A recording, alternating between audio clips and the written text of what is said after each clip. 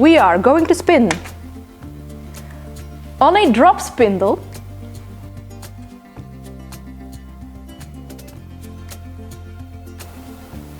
My idea would be just rubbing my face against it all day. Greetings, friends. Those of you with a keen eye have probably noticed that I have gathered all my fiber tools around me, empty and ready to go. I've got my 4 wheels, and I've got some hand spindles and some drop spindles. Now, why would I need all of my fiber tools? Good question. Recently, I placed an order on Anita Yarn's Etsy shop for something I need in a future video. And she also sent me an envelope with a little bit of Lambswool roving. And I thought, let's play a game. For today's little game, we are going to use the Leicester Lambswool roving. It looks really pretty and dainty and lustrous. I'm really excited to spin this. But as I said, we are going to play a game. We're not just going to spin this on a comfortable way. We are going to let fate decide how we are going to spin this. Even more specific, we are going to let the dice decide how we are going to spin this. So as you can see, I made a list of my fiber tools and list of possible spins. So 1 is Bernadette, my double drive Toika Irene. 2 is Rachel, my Wernikink Delft. 3 is Gillian, my Louette S71. 4 is Christine, the Ashford Traditional. 5 are my drop spindles and 6 are hand spindles. Then there will be a second throw of the dice. And the first one is just my comfortable 2-ply fingering, then a 2-ply DK. 3 would be a chain plied fingering yarn. 4 would be like a thick and thin yarn where I make 1 thick single, 1 thin single and ply them together. 5 would be a slubby yarn.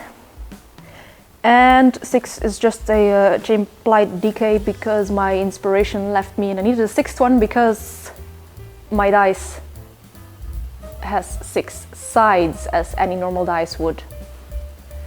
So, let's see what we are going to spin today. We are going to spin on a drop spindle, and it will be a 2-ply DK weight yarn. Nice.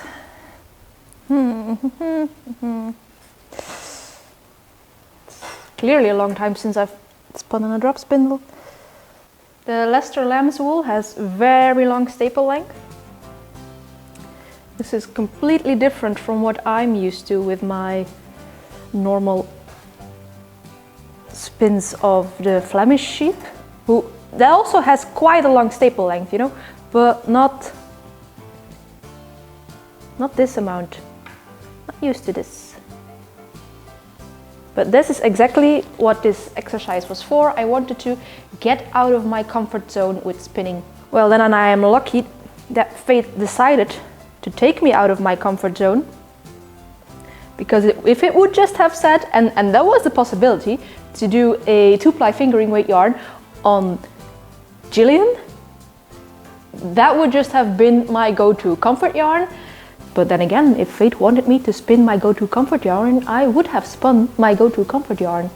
And it would not have been so comfortable because this is, of course, a new fiber that I am struggling with, it seems.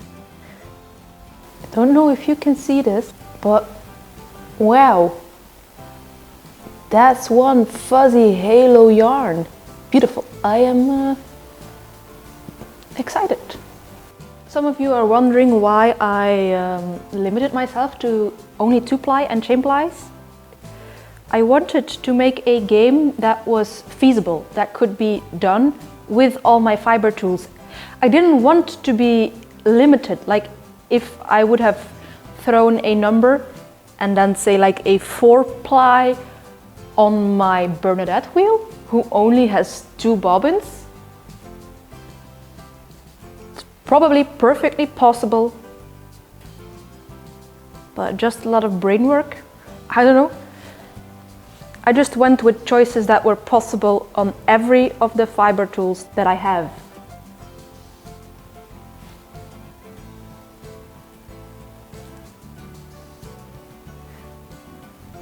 I think this exercise would also be really interesting when the yarn isn't already pre-prepped, that you could also like throw the dice on how to prep the yarn.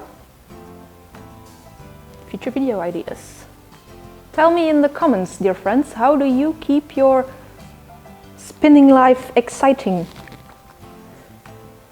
Because I notice that when I just spin for fun and not for a specific project, that I always spin the same yarn, and I also gravitate towards the same wheel.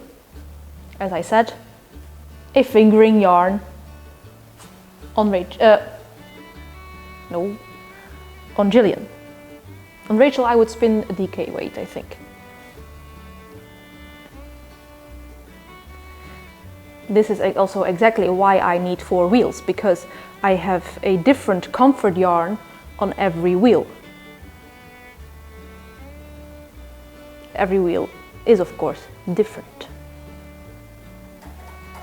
Got 4 wheels, and in those 4 wheels are the 4 tension styles, so a double drive, 2 Irish tension wheels and a Scottish tension wheel. And then right now I could have rolled the dice for this as well, because right now I instinctively grabbed my Topwhorl drop spindle, but actually I have a bottom whirl drop spindle as well. This is my Ashford, and the bottom whirl one is a Louette. Well, I'm already spinning on this one, but could have done it as well. Like, odd is Louette, even is Ashford or something. Well, next time.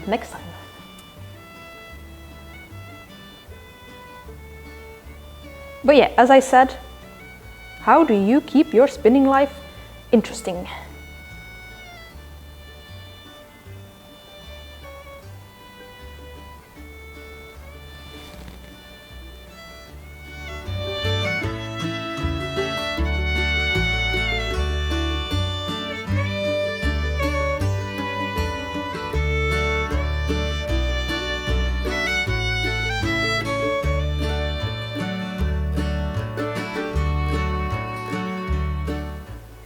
Also, tell me in the comments, are there some of you who are exclusively spindle spinners? Because I do have massive respect for you guys. I see these really beautiful spindle spun projects all over social media, and I'm like, oh, I wish I had the patience for that, but I just want a lot of yarn very fast, so mostly I just grab for my wheels.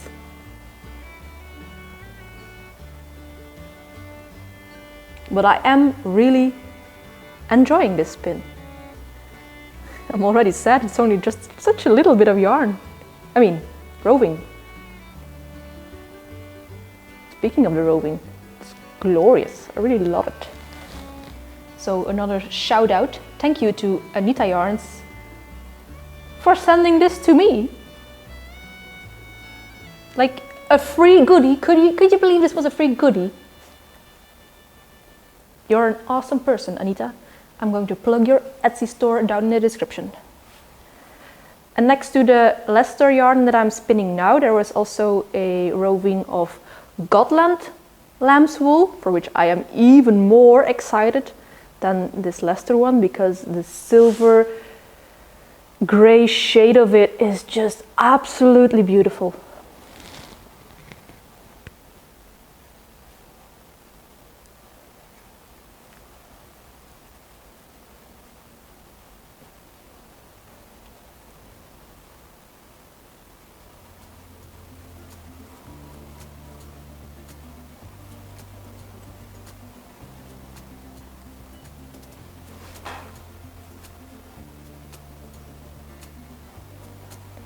Oftentimes when I post just a spinning project, when there is no knitted or woven end product, there will be comments to ask me what I will do with this yarn And for this yarn, I have no idea.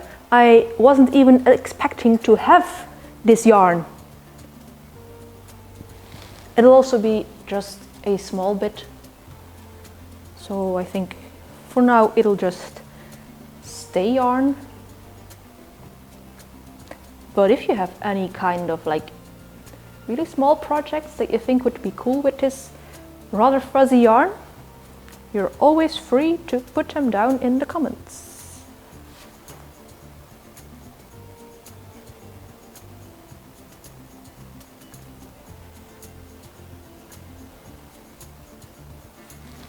That was it, that's our single.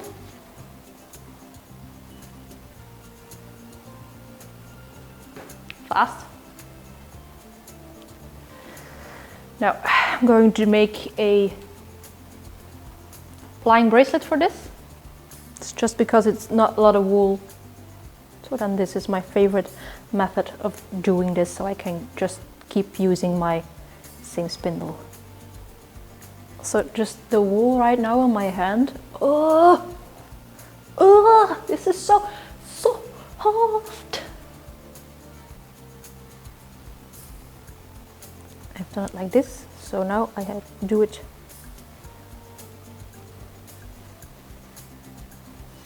this way.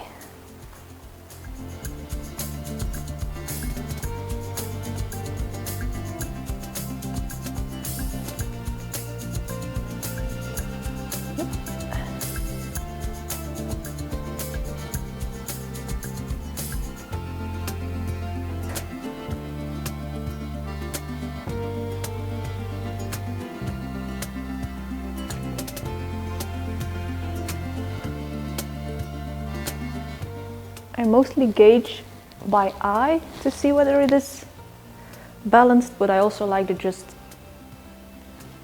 bring the yarn a bit together.